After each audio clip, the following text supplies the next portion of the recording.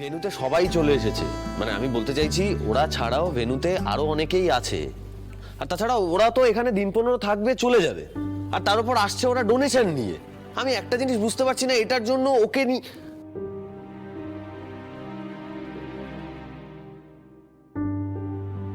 ওদের নিয়ে এত মাতামাতি করার কি আছে? এত 5 স্টার ট্রিটমেন্ট কেন দিতে হবে ওদের? বন্ধ করা হোক এসব প্লিজ। আনন্দী, আমাদের যেতে হবে। আরে ও তো যাবে যাবে বলি তো দেখ না কি সুন্দর করে সাজগোজ করেছে, ভালো একটা শাড়ি পরেছে, তাই না?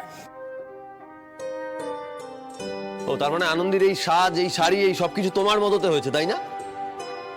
কিন্তু ও বোধহয় ভুলে গেছে আজকে প্রোগ্রামের শুরুটা তোমার স্পিচ দিয়ে হবে। আমাদের সময় মতো পৌঁছতে হবে। হ্যাঁ, ভুলে গেছে তো কি হয়েছে? কি ক্ষতি হয়েছে বলতো?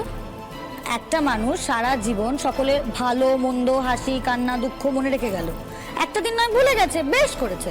তুই খুব ভালো বললি কিন্তু আদি। হ্যাঁ, আমার ছেলে কি সুন্দর গাল ভরে বললো না, মাই স্পিচ দিয়ে অনুষ্ঠান শুরু হবে।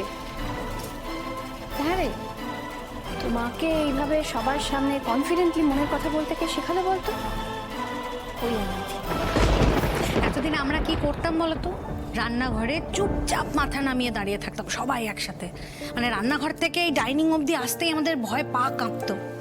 কিন্তু এখন এখন আমার নামে ব্যাংকে স্যালারি চেক জমা পড়ে।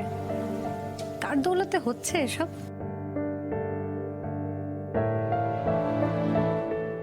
আদি, তুই স্বপ্ন দেখেছিলি তোর মাকে এমডি বানাবি, মেডিনেস্টের এমডি।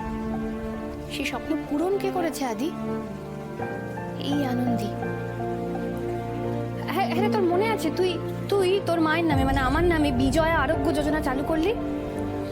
আর তার ফার্স্ট পেশেন্ট ছিল আনন্দীর বাবা।